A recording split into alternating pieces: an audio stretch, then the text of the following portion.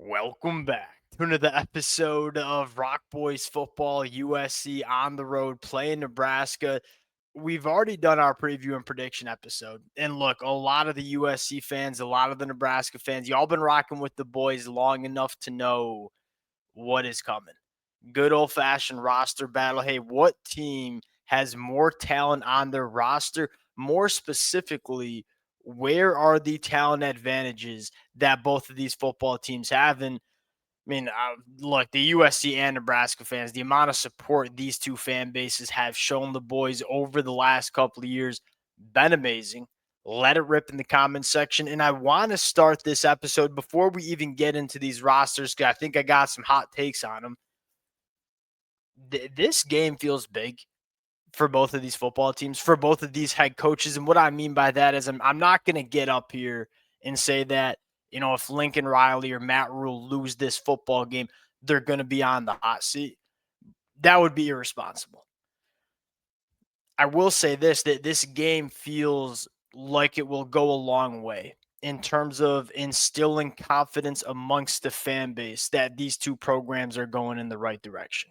Because I think if you're a USC fan, you're looking at Lincoln Riley, you're looking at him making the move into the Big Ten and say, it just hasn't won very many of these kind of games on the road.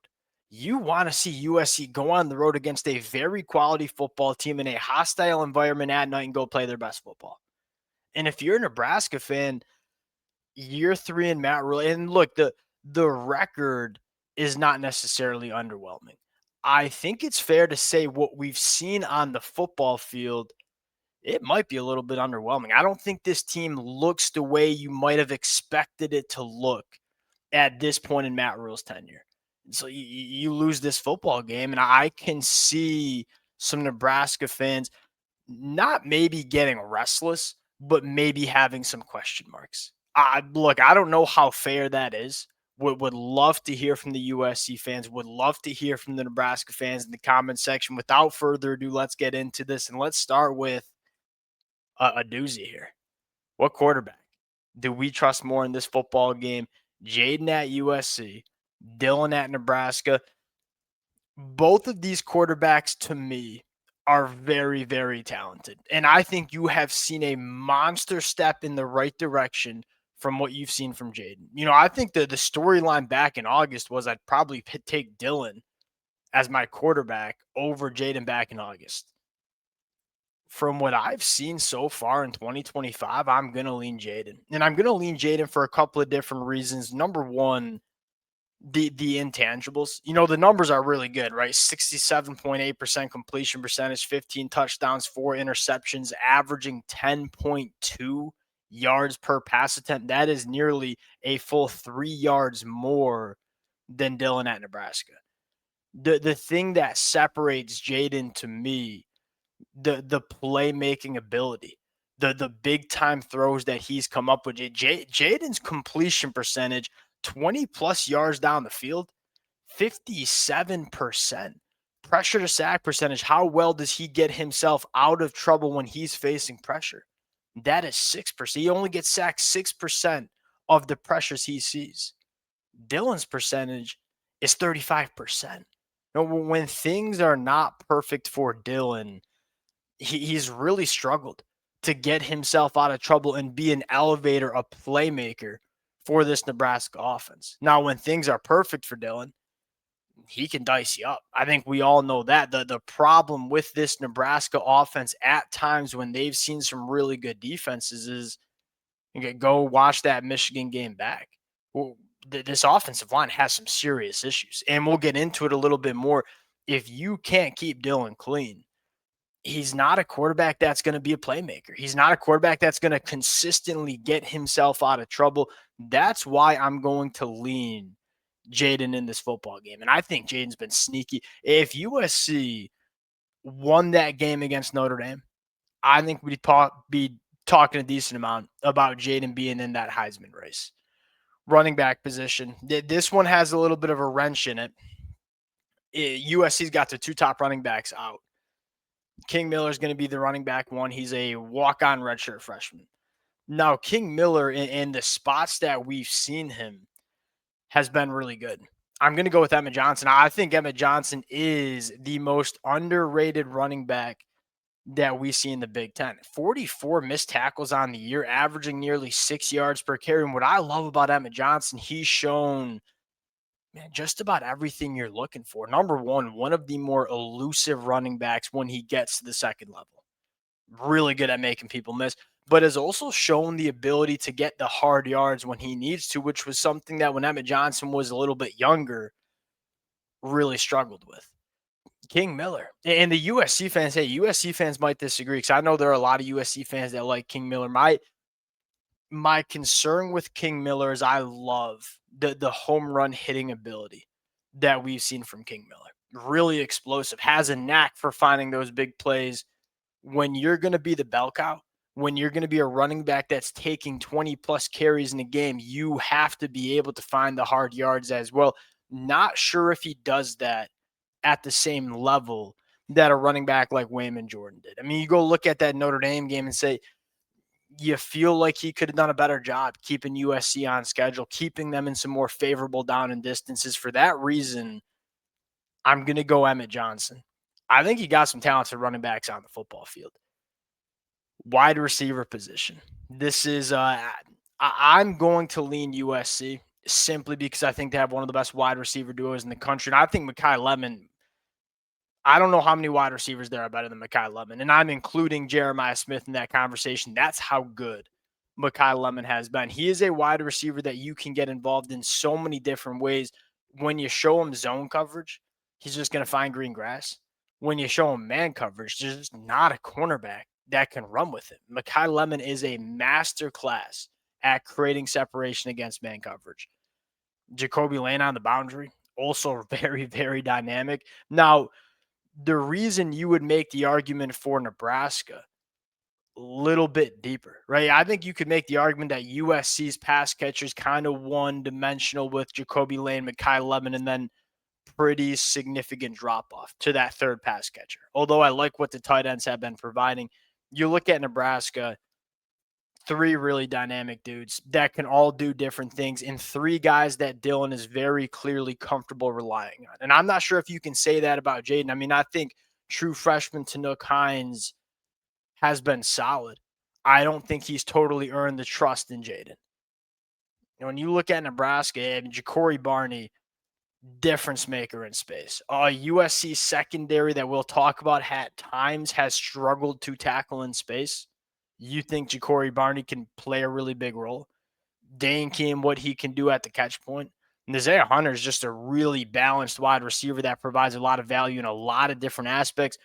Nebraska's wide receiver room is deeper. It's hard for me not to go with the wide receiver room that has what I think is one of, if not the best wide receivers in the country. That's Mekhi Lemon. Offensive line.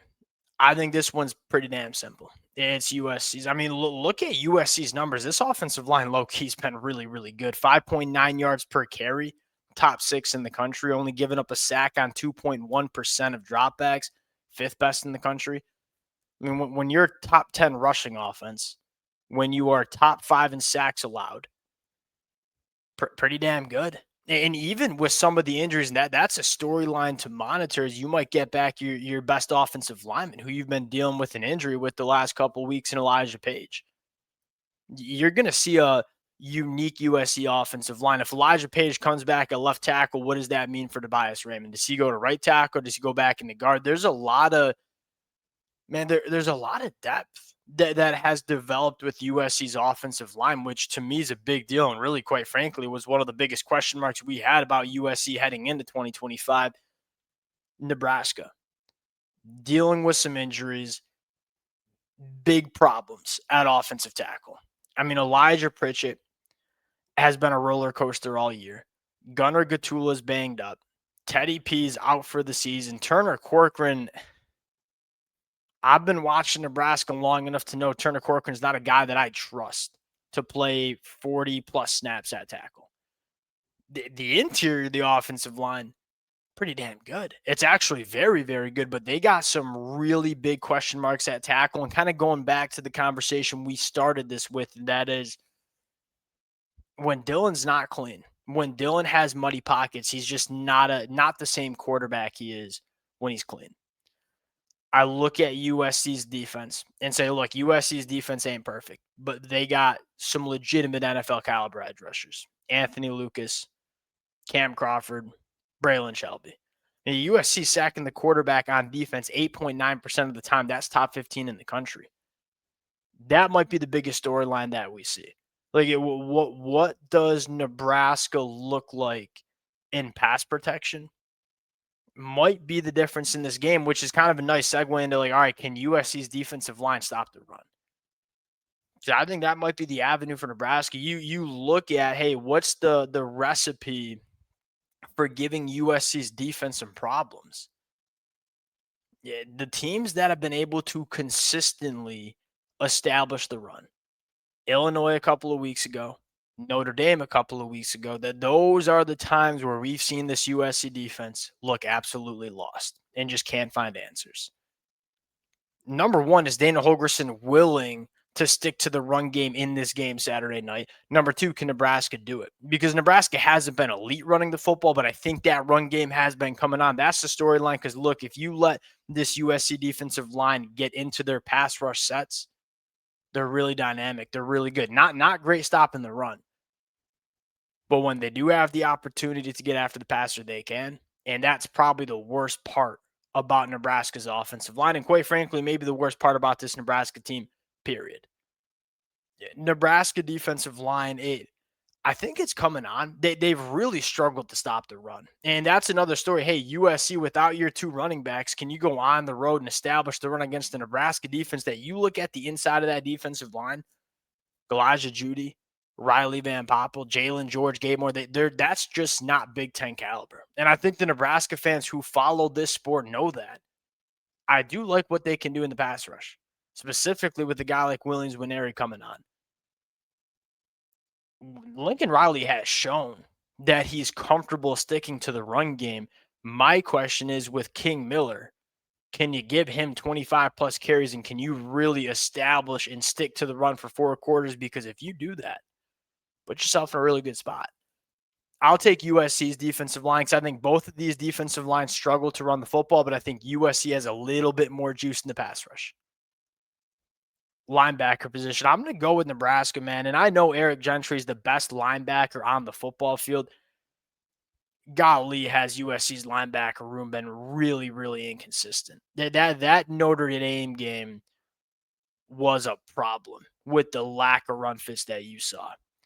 I look at Nebraska and say, number one, I love Vincent Shavers. I think he's going to he's a star in the making for Nebraska. I know he's young. I know he's still developing. He's really, really good.